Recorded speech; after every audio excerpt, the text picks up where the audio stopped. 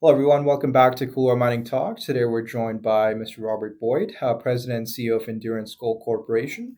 With decades of experience in the mining sector, Mr. Boyd is leading the charge at the Reliance Gold Project in British Columbia's historic Braylorne Gold Camp. Couloir Capital senior analyst Ron Wortell initiated the research coverage on Endurance Gold after visiting their site and operations in the fall of 2024 and concluded the analysis with a price target of 30 cents a share. Let's dive into the project's exciting results and unique geological potential and learn about what's next for Endurance Gold. Mr. Boyd, thank you very much for this. Well, thank you, Vive. A pleasure to speak to you.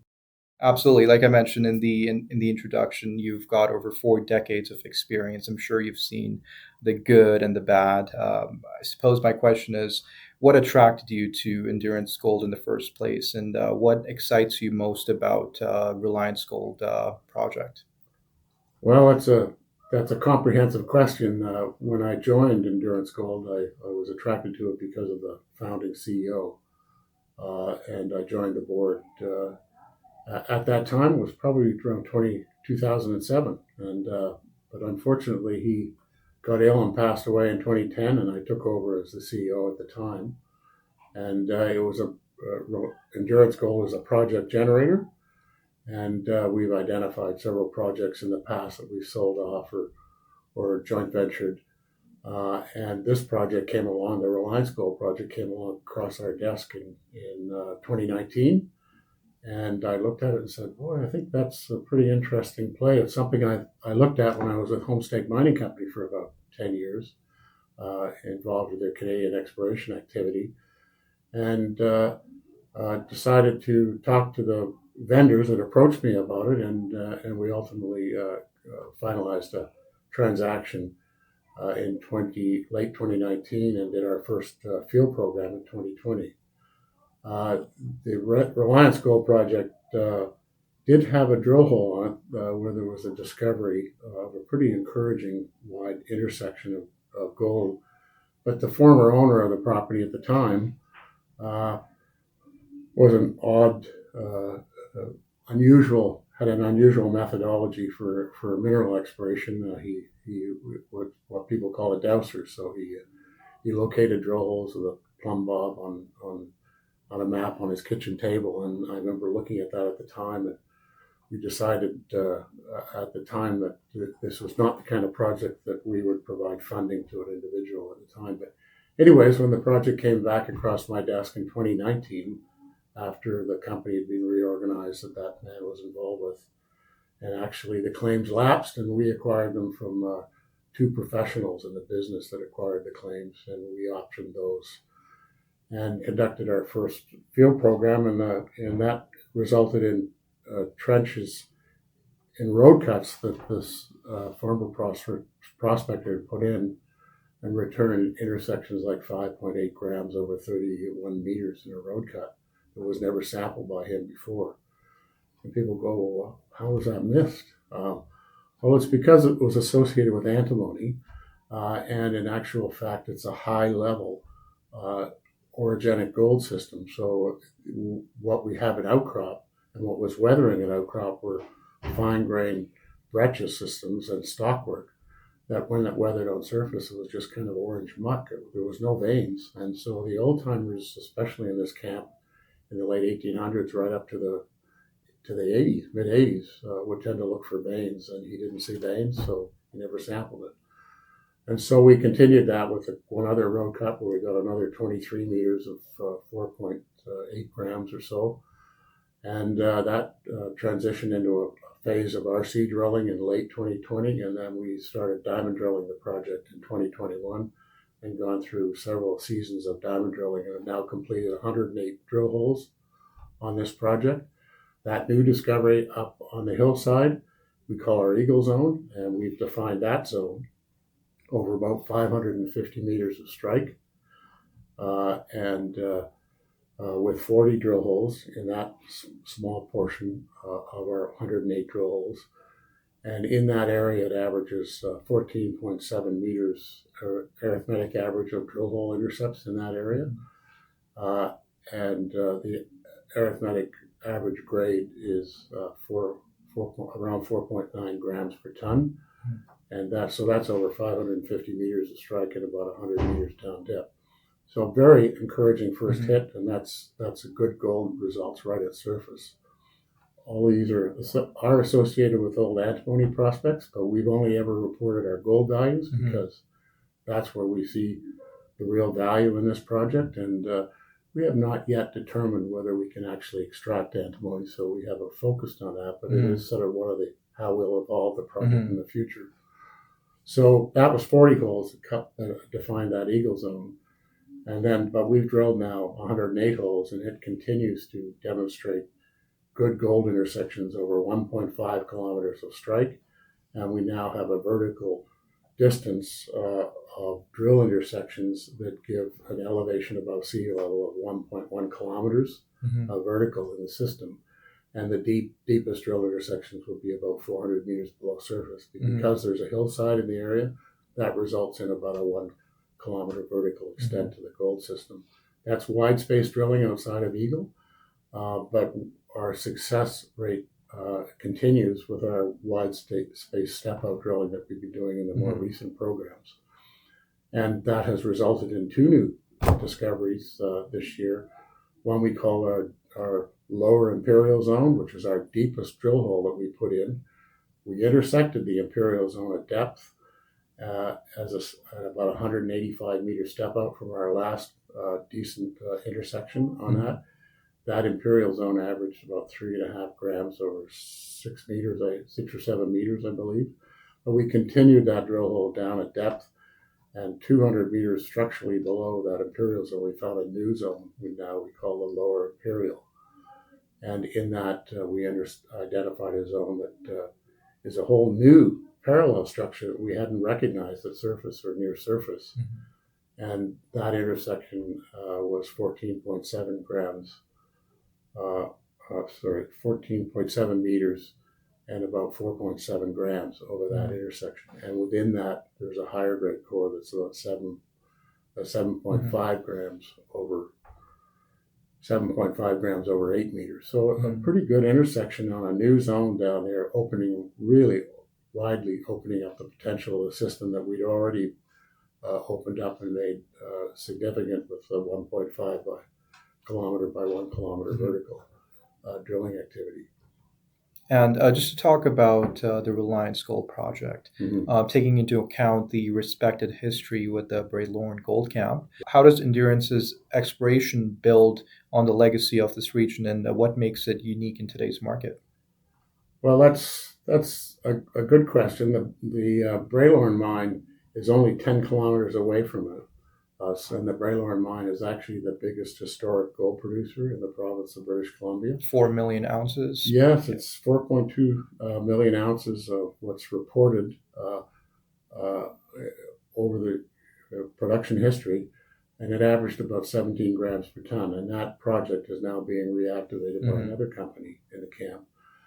And it's important to emphasize that the scientific studies that have been done in our camp indicate that these antimony occurrences that we have, and there's not really a lot of antimony with Braylorne, but these gold occurrences that we've discovered on the Reliance property have the same age-date relationship and the same fluid chemistry as Braylorne. So what they represent is the same system, but just a different level of exposure. And that's why we're really excited about it, because it has the potential to develop that this, as an orogenic gold system, will have continuity, not necessarily continuity, but has the ability to continue at depth in these kind of gold systems. Right, and as you mentioned, it's an orogenic gold system. Could you explain a bit more on what that essentially means? Well, the orogenic gold deposits represent the biggest class of gold producers in the world. And the only other ones that come close are the Witwatersrand in South Africa. And those orogenic gold deposits can be quite large, as evidenced by most of the gold production in the Abitibi of Eastern Canada is in orogenic type gold systems. And other old terrains, like in Australia and others, have these orogenic gold camps in the Archean terrains. Mm-hmm. What's unusual about our project is it is a traditional and classic orogenic gold system, but it's much younger. It's a Cretaceous age. And so that's why the shallower portions of it have potential to be preserved in the younger geological domains. Mm-hmm. And as far as the topic of management is concerned, Endurance Gold consists of a seasoned management team with deep industry expertise. How has this experience contributed to company's recent successes, and how does it position the company for future growth? Well, we've got a really experienced team of directors. Myself, I spent 40 years in the business, and I'm an expert in exploration. I've been involved in the diamond exploration business in a company called Ashton Mining of Canada, which discovered the original Renard deposit, which then got absorbed in part of Stornoway. I've been spent about 10 years with Homestake, uh, involved in senior roles, and including running the Canadian exploration program in Canada. So I really understand the sector. Then we also have directors that have similar background in companies like Placer Dome. And there's three of us as directors that own collectively about 60%, I think it's 59% of the company. Mm-hmm. I own 6%, and then two other directors own just slightly over, collectively 50%, the two of them. Mm-hmm. And they represent family office type fund, Mm-hmm. fund management based in the U.S.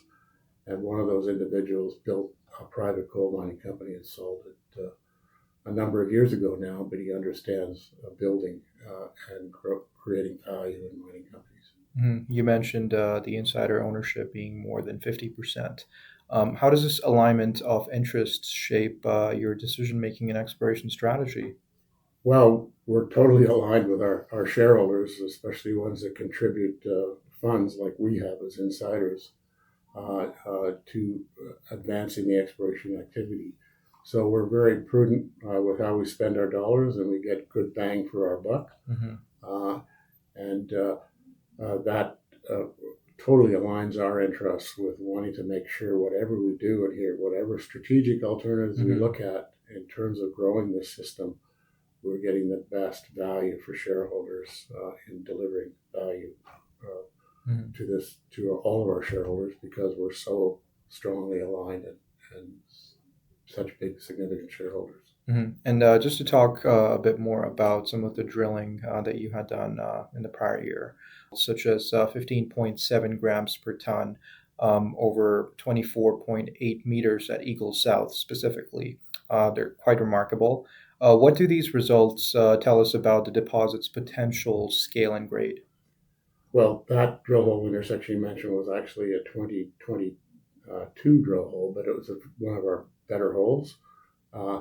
And what's remarkable about that intersection and many of our intersections is that they are in breccias. So the mineralized interval that you referred to, that 24.8 meters, is consistently mineralized over that four interval. So the lowest assay of 1 to 2 meter sample in there ran 4.9 grams, and the highest assay ran 27 grams. So what that tells you is that these gold systems in these breccias are very consistently mineralized, and based on the guidance I mentioned in the Eagle Zone, where we had those 40 holes, the average width there of those 40 intersections is 14.7 meters. So that's one of those intersections that's included in there. So it demonstrates that we've got zones that have good wide width, and so it makes for lower cost mining costs, both at surface and as we chase the system at depth, because we see this project as the potential to deliver a lower cost surface component, which would transition into a lower cost underground mineable type component with those kind of widths. Most of our intersections have a good grade, plus 3 to 5 grams over wide widths and often have higher grade cores. So this project has the potential to be driven by cutoff values and how you mine the situation. So it's not a narrow high grade vein where you have to mine a lot of it, all of it, and take a lot of dilution. And as far as the financial and capital market strategy is concerned, Endurance raised $4 million in 2024 to support its exploration program. How has this funding been deployed, and what additional capital plans do you have to advance the project? Yeah, we did a financing in the spring of last year. It was a $4 million hard dollar financing at 20 cents. And that was supported by insiders primarily. And that's because we were trading at the same kind of range we are now. And we just decided that we weren't going to fund at a discount to market. And we decided that we believe in this project so much that we as insiders, driven primarily by one of our directors, completed that entire $4 million financing at a premium to market with a half warrant attached. As far as the current market cap at the time of this recording is concerned, 23.4 million and a projected resource potential of over 600,000 ounces. How do you see Endurance's position in the junior mining sector from a valuation perspective? Well, I would be like any president of a junior mining company. I think we're undervalued, but it's important to emphasize that at this point we have not completed a fully compliant resource calculation on the project. Our goal is to continue to grow the system with drilling, and that we believe will deliver value.